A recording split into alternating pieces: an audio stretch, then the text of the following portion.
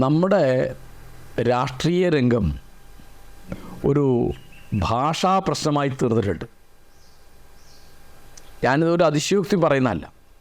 എന്നുവെച്ചാൽ നമ്മുടെ വലിയ നേതാക്കന്മാർ, വലിയ ഉദ്യോഗസ്ഥന്മാർ, മാധ്യമപ്രവർത്തകർ, ചാനൽ ചർച്ചയ്ക്ക് വരുന്നവർ, ഫേസ്ബുക്കിൽ പോസ്റ്റ് ഇടുന്നവർ, വാട്സാപ്പിൽ റീല് ഉണ്ടാക്കുന്നവർ, യൂട്യൂബിൽ സ്വന്തം ചാനൽ നടത്തുന്നവർ, ഇതിൽ നല്ല ശതമാനം ആളുകൾ വളരെ ജനാധിപത്യ വിരുദ്ധമായ ഭാഷ ഉപയോഗിക്കുന്നത്. ഇപ്പോൾ ഏറ്റവും പുതിയ ഉദാഹരണമാണ് യാക്കോബായ ബിഷപ്പ് മാർ കൂറിലോസ് വിമർശിച്ചപ്പോൾ നമ്മുടെ ബഹുമാനപ്പെട്ട മുഖ്യമന്ത്രി ശ്രീ പിണറായി വിജയൻ അദ്ദേഹത്തെ വിവരദോഷി എന്ന് വിളിച്ചത്. ബിഷപ്പിനെ വിമർശിക്കാൻ പാടില്ലേ? പാടുണ്ട്. മുഖ്യമന്ത്രിയെ വിമർശിക്കാൻ പാടില്ലേ? പാടുണ്ട്. അതിന് അന്തസ്സായ ഭാഷയാണ് മാർ കൂറിലോസ് ഉപയോഗിച്ചത്. അന്തസ് കെട്ട ഭാഷയാണ് മുഖ്യമന്ത്രി ഉപയോഗിച്ചത്. ഇതൊരു മുഖ്യമന്ത്രിക്ക് മാത്രമുള്ള കുറ്റമല്ല കേട്ടോ. അപ്പോൾ അതിന് കുറച്ച് മുമ്പ് ഞാൻ ഞെട്ടിപ്പോയി. കോൺഗ്രസിൻ്റെ സമുന്നതനായ നേതാവ് വയനാട്ടിൽ അന്ന് അവരുടെ UDFൻ്റെ സ്ഥാനാർത്ഥിയായ ശ്രീ രാഹുൽ ഗാന്ധിയെപ്പറ്റി നിലമ്പൂർ MLA ശ്രീ PV അൻവർ പറയാണ്. എന്താണ്? അദ്ദേഹത്തിൻ്റെ പൈതൃകത്തെ ചോദ്യം ചെയ്തുകൊണ്ട് DNA പരിശോധന നടത്തണം. അത് ചോദ്യം രാഷ്ട്രീയമാണോ? രാഷ്ട്രീയം സംസാരിക്കുകയാണോ? തെരഞ്ഞെടുപ്പിലെ ജനങ്ങളുടെ പ്രശ്നമാണോ ഇത്? മാർ കൂറിലോസ് എന്തുകൊണ്ടാണ് തോറ്റത് എന്ന് പറയാൻ വേണ്ടി ഒരു പോസ്റ്റ് ഇട്ടത്.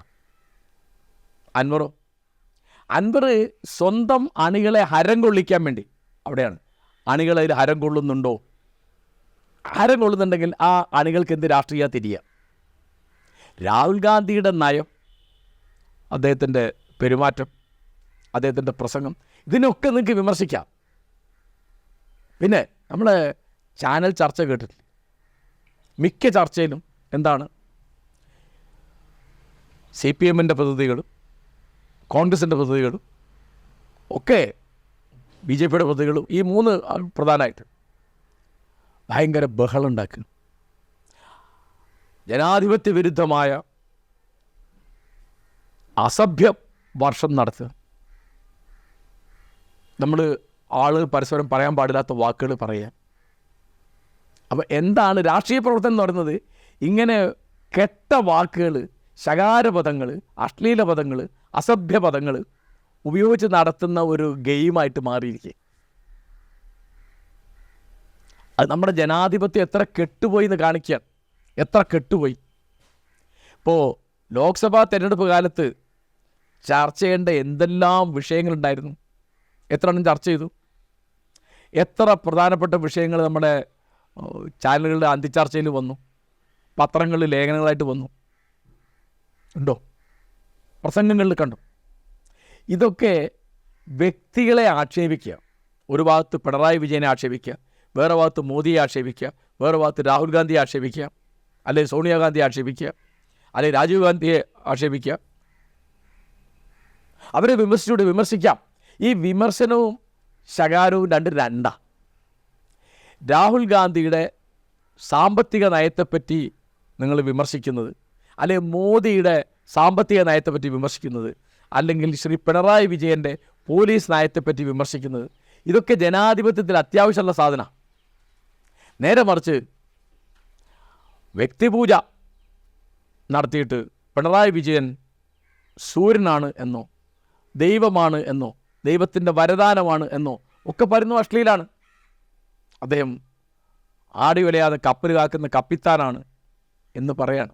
മുഖസ്തുതി അതും അശ്ലീലാണ്. ശകാരം അതും അശ്ലീലാണ്. ജനാധിപത്യം ഇതിനൊന്നും വേണ്ടിയുള്ളതല്ല. അതുകൊണ്ട് നമ്മുടെ ജനാധിപത്യം ശുദ്ധമാക്കാൻ ആദ്യം വേണ്ടത് എന്താണ്? ഭാഷ ശുദ്ധമാക്കണം. എതിര് പറയുന്ന ഒരാളുടെ വർത്തമാനം കേട്ടിരിക്കാനുള്ള സഹിഷ്ണുത കോൺഗ്രസ്സുകാരനാണെങ്കിലും BJPക്കാരനാണെങ്കിലും CPMകാരനാണെങ്കിലും മുസ്ലിം ലീഗുകാരനാണെങ്കിലും ഉണ്ടാവണം. അവരോട് പറയാൻ അവസരം ചോദിക്കണം. അതിൻ്റെ ഇടയ്ക്ക് കയറി വർത്തമാനം പറയരുത്. അതിൻ്റെ ഇടയ്ക്ക് കയറി ബഹളം ഉണ്ടാക്കരുത്. മറ്റേ ആൾ പറയുന്നത് അവതാരകനോ പ്രേക്ഷകരോ കേൾക്കരുത് എന്ന മട്ടില്ല ബഹളം ഉണ്ടാക്കണേ. എന്തൊരു മര്യാദകളെന്ന് ആലോചിച്ച് നോക്കൂ. അപ്പം നമ്മുടെ പാർട്ടികൾക്കകത്ത് ജനാധിപത്യം ഉണ്ടോ? അതാണ് ഈ ഭാഷ ജനാധിപത്യം വിരുദ്ധാകുന്നത്. എങ്ങനെയാണ്? നമ്മുടെ ഉള്ളിൽ ജനാധിപത്യം ഇല്ലാത്തതുകൊണ്ടാണ്. ഭാഷ മാത്രമായിട്ട് നന്നാക്കാൻ പറ്റില്ല. അപ്പോൾ നമുക്ക് എതിര് പ്രവർത്തിക്കുന്ന ഒരാളെ, എതിര് പറയുന്ന ഒരാളെ ശ്രദ്ധാപൂർവ്വം കേൾക്കാനും അയാളോട് യുക്തിപൂർവ്വം മറുപടി പറയാനും. എപ്പോഴാണ് തെറി പറയുന്നത്? നിങ്ങൾക്ക് വാദമില്ലാത്തപ്പോഴാണ്. വാദം ഉണ്ടെങ്കിൽ വാദം പറഞ്ഞാൽ പോരെ. നിങ്ങൾ തോറ്റു എന്നാകുമ്പോഴാണ് നിങ്ങൾ തെറി പറയുന്നത്, ശകാരിക്കുന്നത്. അപ്പോൾ ഇതൊരു ഭാഷാ പ്രശ്നമല്ല, ഇതൊരു സാമൂഹിക പ്രശ്നമാണ്, ഇതൊരു രാഷ്ട്രീയ പ്രശ്നമാണ് എന്ന് നമ്മൾ തിരിച്ചറിയണം. ഇതിപ്പോൾ എല്ലാ ജനങ്ങളും സംസാരിക്കുന്നുണ്ടല്ലോ. കാരണം ഇപ്പോൾ ആർക്കാണ് ഫേസ്ബുക്ക് അക്കൗണ്ട് ഇല്ലാത്തത്? ആർക്കാണ് വാട്സപ്പ് അക്കൗണ്ട് ഇല്ലാത്തത്? അപ്പോൾ അതിൽ കമൻ്റായിട്ട്, പോസ്റ്റായിട്ട്, കമൻറ്റിന് മറുപടി ആയിട്ടൊക്കെ വരുന്ന ഭാഷ ഇത് തന്നെയാണ്. ഈ നേതാക്കന്മാർ ഇങ്ങനെ പറയുമ്പോൾ അതിൽ രോമാഞ്ചം കൊള്ളുന്ന അണികളുണ്ടോ? ആര് ചോക്കും? അപ്പോൾ അവനവൻ്റെ നേതാവ് നിലവാരം കൊണ്ട് സംസാരിക്കുമ്പോൾ അതിൽ സന്തോഷിക്കുക, അതിന് കൈയടിക്കുക, അതിന് ഉറേ വിളിക്കുക എന്ന് പറഞ്ഞാൽ എന്തൊരു മോശം ഏർപ്പാടാണ്. അതുകൊണ്ട് ഞാൻ പറയുന്നത്, ഹിംസയുടെ ഭാഷ എനിക്ക് ഞാൻ കാണിച്ചു തരാം. നിന്നോട് ഞാൻ മറുപടി പറയിക്കും, അത് കൈകാര്യം ചെയ്യാൻ ഞങ്ങൾക്കറിയാം എന്ന്. ജാഥകളിലെ ഭാഷ എന്താണ്? എനിക്കവിടെ ഉദ്ധരിക്കാൻ എനിക്ക് മടി തോന്നുകയാണ്. അപ്പോൾ കൊന്നുകളയുന്ന, തല്ലി കാലൊടിക്കുന്ന, കണ്ണു കുത്തിപ്പൊട്ടിക്കുന്ന, ഇതിങ്ങനെ വിളിച്ചു പറയാൻ യാതൊരു നാണക്കേടില്ല. അപ്പോൾ ഇങ്ങനെ അശ്ലീലം, അസഭ്യം, ഹിംസ, ക്രൂരത, വെറുപ്പ് ഇത് ഉൽപ്പാദിപ്പിക്കുന്ന ഭാഷാ ചർച്ചയിലൂടെ നമ്മുടെ ജനാധിപത്യം പിന്നെ ജീർണിച്ചു വരികയാണ്, അതിന് അപജയം സംഭവിക്കുകയാണ് എന്ന് നമ്മൾ തിരിച്ചറിയണം. ഇത് നേതാക്കന്മാരുടെ മാത്രം കുറ്റമല്ല, ഓരോ അനുയായിയുടെയും കുറ്റമാണ്. അപ്പോൾ നമ്മളൊരു പോസ്റ്റ് ഇടുമ്പോൾ, നമ്മളൊരു കമൻ്റ് ഇടുമ്പോൾ, അല്ലെങ്കിൽ ഒരു കമൻറ്റിന് മറുപടി പറയുമ്പോൾ, അല്ലെങ്കിൽ വാട്സാപ്പിൽ ഒരു റീലിടുമ്പോൾ, അല്ലെങ്കിൽ വേറൊന്നും ലൈക്ക് ചെയ്യുമ്പോൾ ഒക്കെ നമ്മളിത് ആലോചിക്കണം. ഇത് ഈ കെട്ട ഭാഷയാണോ, ഈ ഹിംസയാണോ ഈ പറയുന്നത്? അതൊന്നും രാഷ്ട്രീയമല്ല. രാഷ്ട്രീയം നിങ്ങൾ നയം പറഞ്ഞാൽ മതി, പ്രവർത്തന രീതി പറഞ്ഞാൽ മതി. അഴിമതിയെ വിമർശിക്കാം, വ്യക്തിപരമായ കൊള്ളരുതായ്മയെ വിമർശിക്കാം.